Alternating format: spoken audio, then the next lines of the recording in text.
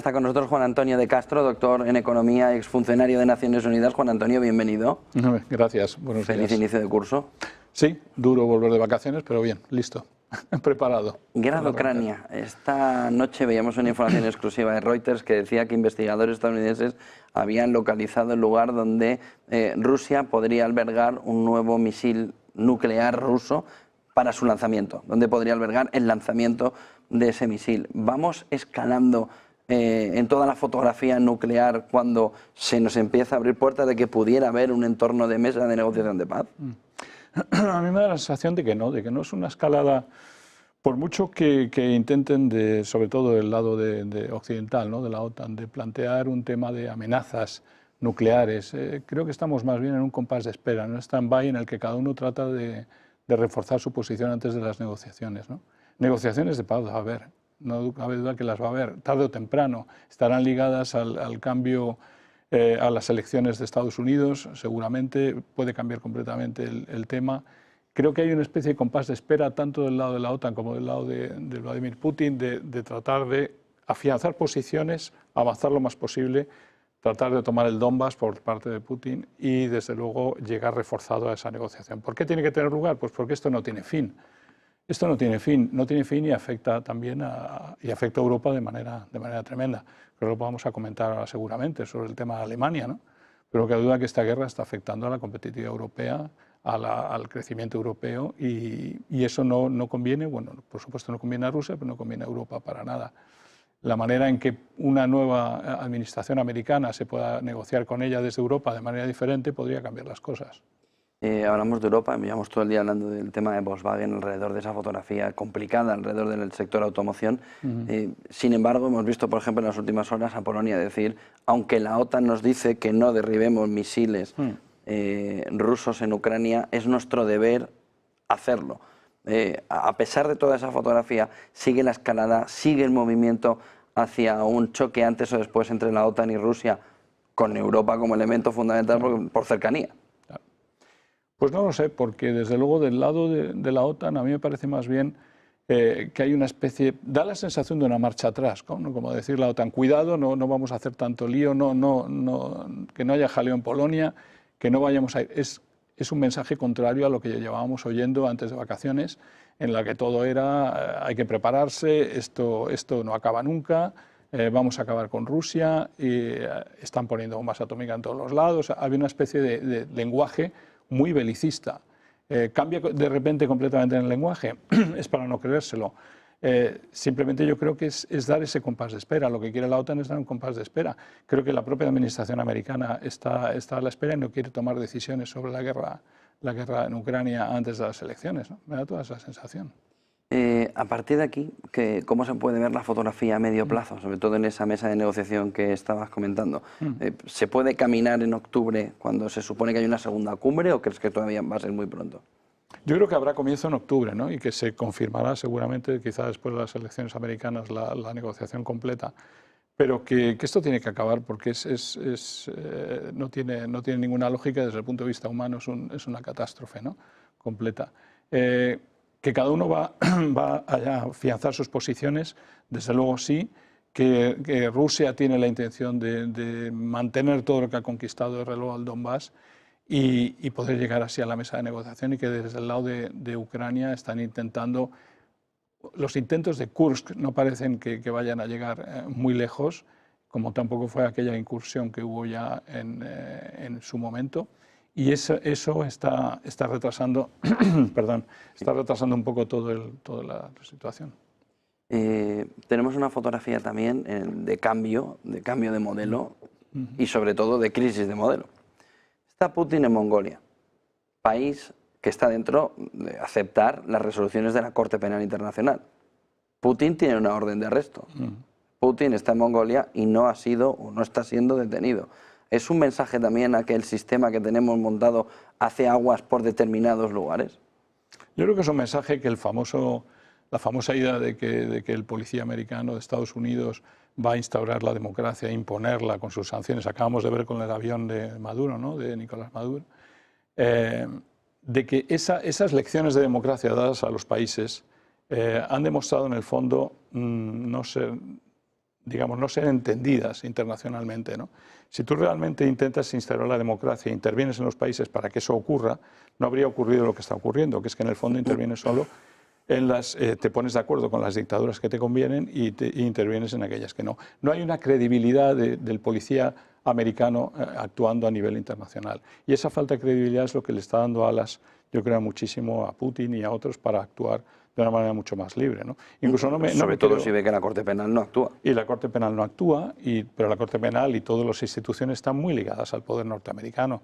No hay duda, y las Naciones Unidas y muchos otros. O sea, todo lo que ocurre a nivel Fondo Monetario, Banco Mundial, Organización Mundial del Comercio, Corte Penal, están con un peso tremendo de lo que constituye Estados Unidos en ellas. No olvidemos que son instituciones muy intervenidas y muy controladas.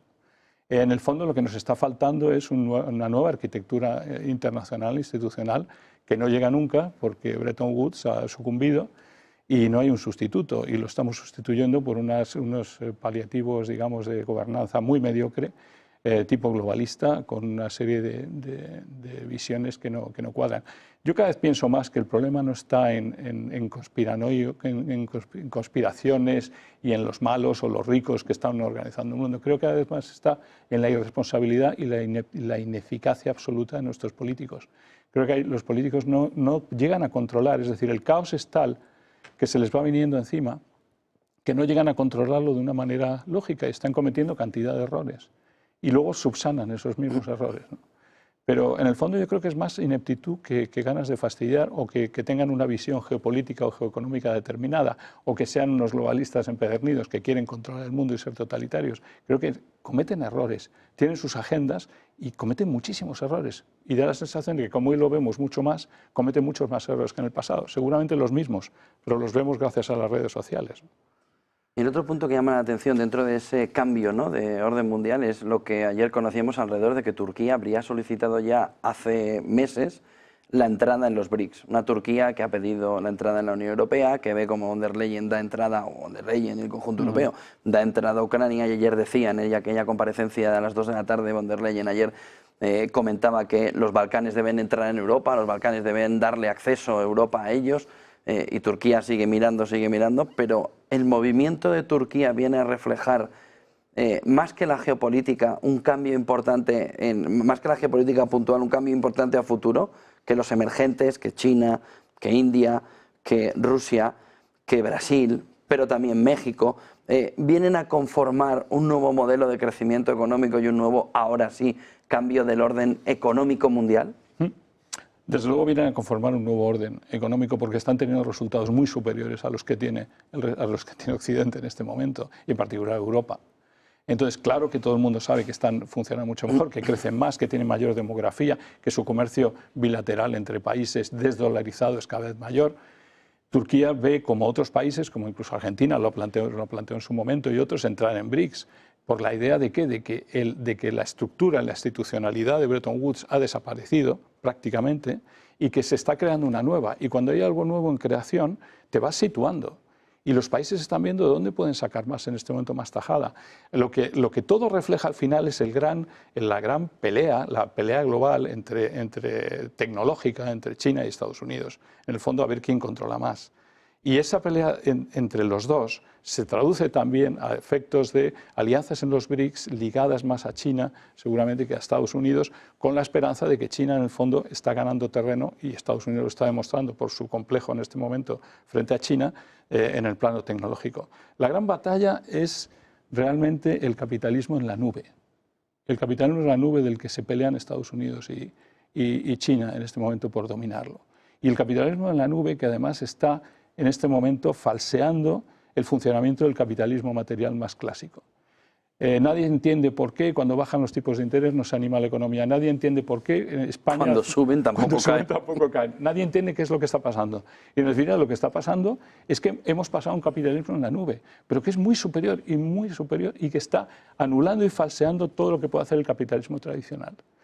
¿Por qué no nos hemos puesto a pensar en eso? ¿Por qué las Naciones Unidas o el Banco Mundial, el Fondo Monetario, no plantean todas las implicaciones que tiene este cambio? Pues eso tiene también algo ideológico. Y es el hecho de que no querer perder desde el lado de Occidente unas instituciones basadas en un falso Bretton Woods para seguir jugando con el capitalismo en la nube y su lucha con China. pero desde luego no aceptar este desequilibrio entre los dos tipos de capitalismo. Creo que ahí hay que ahondar en las investigaciones, creo que es por ahí por donde tendrían que ir los tiros en este momento, más que pensar por qué salía uno hacia BRICS o demás. España, por ejemplo, España se asombra, ¿no?, que con su gasto público y tal aquí no pasa nada. Pues es que no puede pasar nada porque la inversión no se anima, porque la inversión está en niveles todavía anteriores a la pandemia. ¿Y por qué? Pues porque ese capitalismo material tradicional no arranca. Porque no arranca, porque todo el dinero inyectado desde el 2008 y la propia pandemia ha ido de los bancos centrales al capitalismo en la nube y no ha ido a alimentar el capitalismo tradicional, y ningún inversor se atreve realmente a hacer apuestas enormes por ese otro capitalismo, ¿no? Entonces, mientras los dirigentes nuestros no sean un poquito más inteligentes y dejen de hacer barbaridades y se sienten a pensar cómo manejan esos dos capitalismos, cómo se puede casar esta situación para que cuando quieras animar la economía la puedas animar, pues esto no va a avanzar. Bueno, y para hacer una transición para que luego no te des cuenta que se te ha perdido toda una parte de tu producción. Claro, o que lo que le está pasando a la propia Alemania, que es en definitiva lo que le va a pasar a la propia Europa. Es decir, has perdido el Nord Stream, has perdido tu energía barata, te has metido en el tema de Ucrania y estás viendo las consecuencias de una competitividad europea perdida y una posible recesión, una recesión ya en Alemania, ¿no? Esto va a acarrear también repercusiones para España. España tiene exportaciones, estamos muy ufanos de nuestras exportaciones, pero en cuanto Alemania tose, aquí vamos a dejar de exportar, y desde luego si bajan nuestras exportaciones nos queda más que endeudarnos y seguir haciendo gasto público con el gobierno que tenemos. Sobre una cuestión más, Israel, Netanyahu ayer dijo que no, que no, que no, que no y que no, que sigue con la guerra en Gaza y que ese acuerdo que se le está planteando o es el que él quiere o no hay acuerdo. ¿Cuál es el next step en el entorno de Oriente Medio en una situación en la que hemos tenido ya demasiados episodios de fiebre, entiéndeme fiebre como metáfora, con Irán en este asunto, y puede volver a reverdecer otra vez esa fiebre en el conjunto de Oriente Medio? Netanyahu está amenazado por persecución, digamos, criminal también, ¿no?, por una serie de temas judiciales. Y no va a querer salir del poder. Ese es yo creo que es un elemento que tenemos que tener en cuenta. Y Netanyahu, a pesar de estar, digamos, de haber tenido protestas enormes en las calles, ¿no?, estos últimos días, parece ser que quiere seguir. Vamos a ver, nadie le va a perdonar que deje morir a los rehenes y que mate a los rehenes, en el fondo, siguiendo atacando y sin negociación. Israel no se lo va a perdonar y tarde o temprano va a caer Netanyahu, ¿no? Creo que es una barbaridad en este momento seguir atizando todavía más el fuego contra Hamás. La verdad es que no se entiende, ¿no? Y que tampoco, y quizá por la interín de Kamala Harris, que no es capaz de influir de la manera que a lo mejor lo hubiera hecho Biden en Netanyahu, hay un compás de espera que no puede traer nada más que lo peor. El tema es que aquí el problema principal es preguntarnos por qué el ataque a aquel terrorista de Hamás y la no respuesta inmediata de Israel a aquel ataque que propició todo digamos, el fuego que hay en este momento ahí, por qué no se paró y qué es lo que tenía detrás. Y lo que todos sabemos que tenía detrás es que las cosas se estaban empezando a arreglar, que Arabia Saudí empezaba a jugar el papel mucho más conciliador y que había visiones de una pacificación entre Israel y Hamás. No quisieron los de Hamás, no sé si quisieron los israelíes, el caso es que estamos ahí precisamente porque no se ha querido la paz. Y eso es muy grave. Muchísimas gracias por toda esa fotografía, Juan Antonio de Castro, doctor en Economía, exfuncionario de Naciones Unidas. Buen día, buena vuelta al curso político, al curso y buen negocio. Igualmente, y que sigas con este programa tan estupendo y tus presentaciones que animan un montón. Muchas gracias.